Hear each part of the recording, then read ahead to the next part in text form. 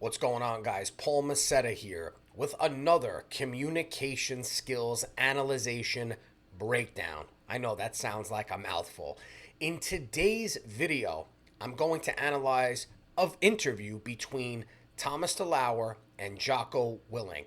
So Thomas DeLauer is a very well-known influencer in the health and nutrition space, and Jocko Willink is a Navy SEAL, a leadership expert, a guy who's published lots of best-selling books and has built an empire in terms of branding as it relates to his mindset, his training, and his nutrition. He's built a crazy supplement line, a crazy following, and really when it comes to Jocko, there's nothing bad you can really say about this guy. But the one thing that I find to be the most interesting about him are his communication skills.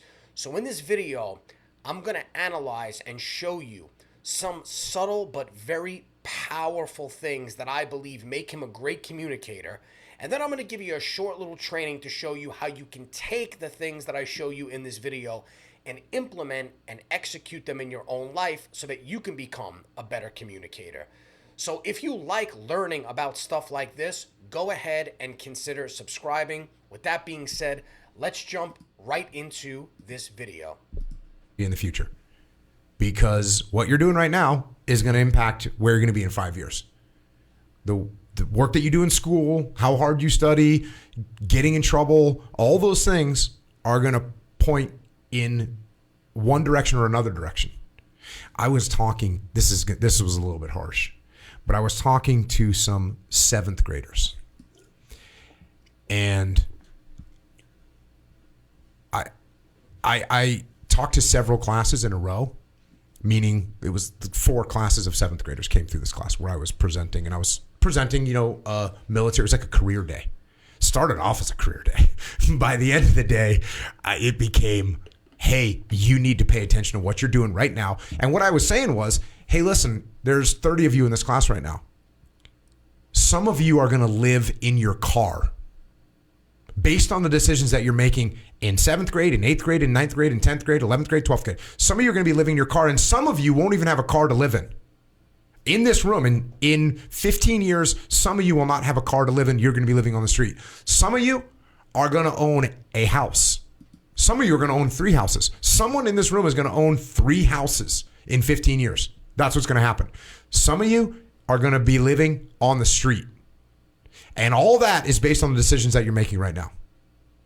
So that applies to all of us. The decisions that you're making right now, they're going to impact where you're going to be in 5 years, in 10 years, in 15 years, and in 2 hours. So the earlier you recognize that fact, the better off you're going to be.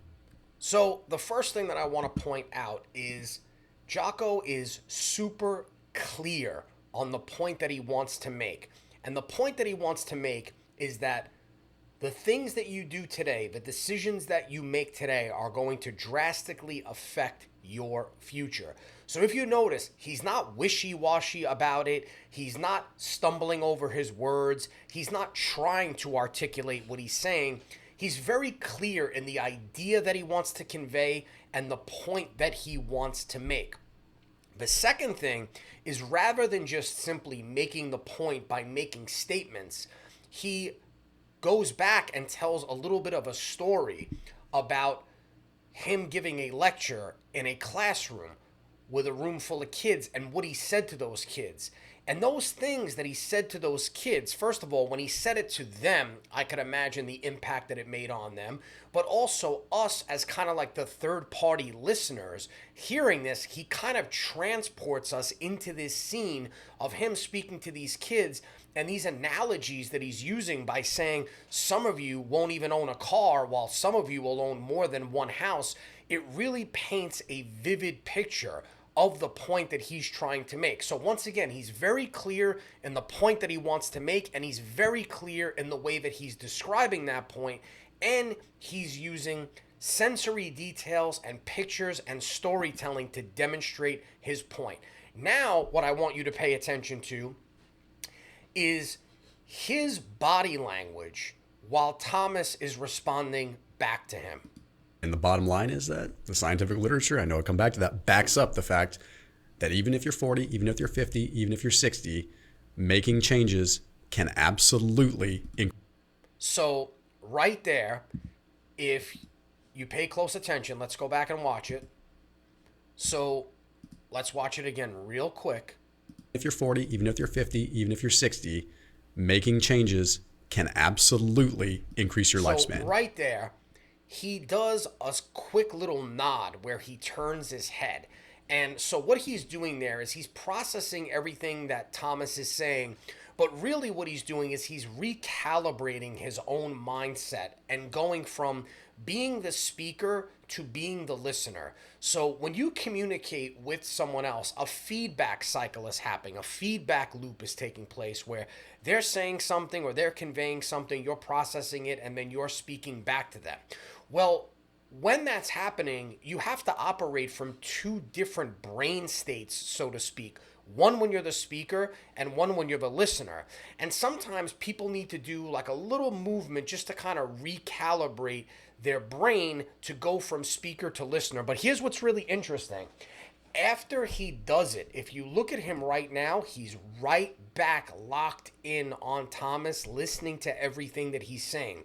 The average person and the poor communicator doesn't do that. What they do is after they make that nod and that movement and that recalibration, they either start fidgeting, they start moving around, or they start chomping at the bit to start talking again, which is not what you're supposed to do in this cadence of communication. You said what you had to say. Now the other person is responding. You're supposed to just sit there and listen to what they have to say until they are done before making your point. Because if you don't do that, what it signifies to that other person is that you're really not interested in what they have to say. And what I found so fascinating about this is that he just did that instinctively. Like he stopped, he did that quick recalibration, and then it was right back to business, right back to listening and paying close attention to what Thomas is saying to him. And it absolutely can increase, I kind of don't like this word, but health span. You know, your ability to do when you're 85. Yeah. You know, and I think you got to ask yourself that question. Like you got to, everyone wants to baby everything. Everyone wants to like downplay it and make it into this like super innocent discussion when no one wants to talk about the actual hard stuff. Everyone's afraid to talk about the hard stuff. The bottom line is that I don't care if you're 55 years old or you're 60 years old. Like I know I'm not that old enough to be able to speak from experience. So I know people can rain down on that, but I will tell you, 55 years old, you can make a change today and it will affect you when you're 60, and you need to address that head on, because if you're not addressing it head on, then look at what's going to be. Yeah. It's not going to get better. Yeah. So first things first, I'm going to go over a quick speech pattern that he uses in just a second. But what I want you to notice is his body language, specifically his posture. Like he hasn't moved or shifted his position one time. He hasn't broken eye contact one time. He hasn't used a vocal filler like an an ah, a you know, a right one time in his communication. So that tells me that his verbal communication is extremely tight, but also his nonverbal communication is very tight. He is not fidgety. He's not moving around. He's not shaking his legs. He's not adjusting himself in his chair. He is in true rapport with Thomas. Now, you could argue that the fact that he has his arms crossed is a defensive position, but when we analyze body language, we can't just look at it without looking at the context. We have to evaluate all the other things that are going on. And I would say in the overall context of what's going on in this scenario, because these guys are in rapport, meaning they have similar body language, they're making eye contact, and they're speaking at the relatively same pace, tone, and volume, they are in rapport. So the fact that Jocko has his arms crossed just tells me that this is the way he's most comfortable. And also, if we look closely, I can't really see because the bottles are in the way, but it looks like his right arm is cupping is cupping the outside of his elbow. So it's not like he has both of his hands tucked in, which is a more defensive position. But anyway, moving on, I want you to pay attention now to the cadence and the rhythm that he uses when he speaks. and how he's going to repeat his point without sounding repetitive. You're not going to improve your mobility between the ages of 55 and 60 if you don't actively improve your mobility. You're not going to improve your strength between the ages of 55 and 60 if you don't actively improve your strength. You're not going to improve your cardiovascular health if you don't actively improve your cardiovascular health between 55 and 60. And that's not true when you're 20, because when you're... So if you listen, it almost sounded like a song. The cadence and the rhythm that he's using almost sounds like a song. So let's watch it one more time. Watch how he repeatedly used the word not and how he emphasized the word not and the word improve. It's not going to get better.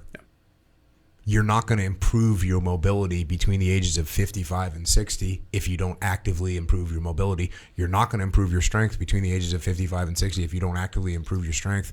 You're not going to improve your cardiovascular health if you don't actively improve your cardiovascular health.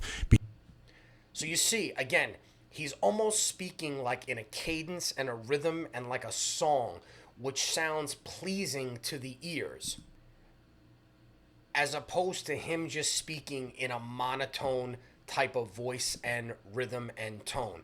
So now we're going to fast forward to the 30-minute mark. And before I tell you what's going on here, what I want you to pay attention to is his body language, because now we are probably 10 or 15 minutes ahead in the video, and for the most part his body language has not changed.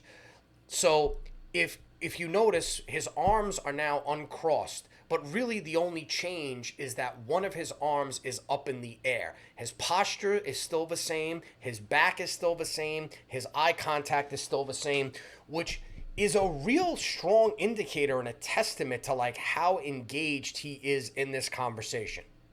Of doing that, psychologically, epigenetically, even mitochondrially, you're probably conditioned for that. But I mean, you're speaking my language. Like, I can tell I get heated about and passionate about that. Like, that's the kind of stuff I try to drill into. Like stop the food addiction. Stop it now, psychologically, physically. Like, you can eat and eat a lot, but it doesn't really matter when. Yeah, and that food addiction. So now, if we look at he's pretty much in the same posture. Again, one of the arms, the left arm, is now up, but he's tugging on his ear, and he's going to do a couple of things with that hand to really just signify that he's listening. And if we look at the way he started his response, like he listened carefully to everything that Thomas said, and now he's processing it and giving a well thought out, intelligent answer. But those are all the subtle things that you might not notice. Now let's look at the more obvious in how he responds. Addiction is a real thing. That's another thing that I like about fasting is it recalibrates your hunger and it recalibrates your taste buds. So right there, if you see his hand, his finger is in the air. So as he said, it recalibrates your hunger and it recalibrates your taste buds. He used his fingers as a way to gesture to drive home the point. So it's almost like you're watching a movie. When most people talk, they don't use gestures. So it's like you're listening to what they're saying. But when you incorporate gestures and body movements that support your words, you give your overall communication like a more cinematic look to it and feel to it because it resonates with people more. So if you fasted, water tastes delicious when you're fasting. It's awesome. Same thing when, like, going in the field. You go in the field and you're short on water. When you come out of the field, you're like, water is the most beautiful, luscious, precious thing in the world. So right there, he did a couple of slow verbal pauses. Water is the most bop, bop, bop, right? He slowed down his speech. And now he's going to use an emphasis on one word to really give the overall impact of what he's trying to say. But what's really cool about what he's doing is that he's using like another analogy. He's comparing fasting to what it's like to be out in the field, which is another way to just convey a very simplistic point in a way that people understand it. I love water. And when you're fasting, water tastes really good because I drink water when I'm fasting. Water tastes really good. Food, when you get done with the fast, you're like, oh, this carrot is so good. It tastes delicious. Whereas if you're not fasting, the only thing that tastes good is a freaking Twinkie. You're like, the only thing I want is a Twinkie, right? So fasting recalibrates that. It also recalibrates your hunger. And this is something with, and please don't try this at home, but when it comes to breath holding, when you're holding your breath, when you're going through basic SEAL training, you realize that there's certain knocks you're going to get at the door. And you'll get one that's really quick, like, hey, you need to breathe. And you realize, oh, I don't need to listen to that one. That doesn't matter. And then you get another knock at the door. It's like, hey, you really should breathe right now. And you can ignore that one as well.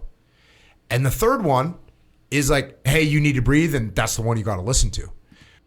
So again, he gives a really cool analogy comparing what he's talking about to his SEAL training. And I think that's one of the things that really makes him super unique. So I would highly advise that you go watch and recommend that you watch the entire video to just really get a bird's eye view of how good Jocko's communication skills are.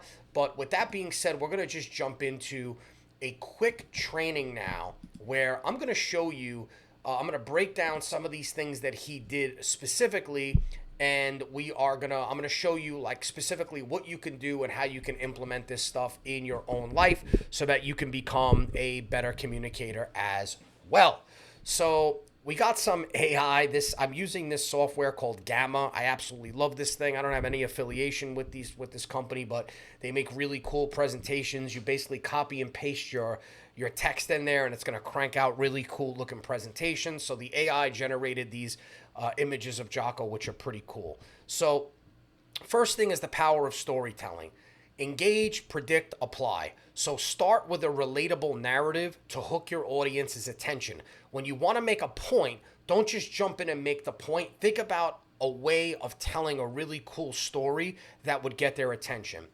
It also helps to make a prediction. Like he made a prediction about the kids' futures, contrasting the now and the later, which really, when you use contrast in any kind of communication, it's super powerful because the mind works in a way where we make sense of the world by using contrast anyway. So when you could use it to your advantage by making a prediction, it's a very powerful communication tactic.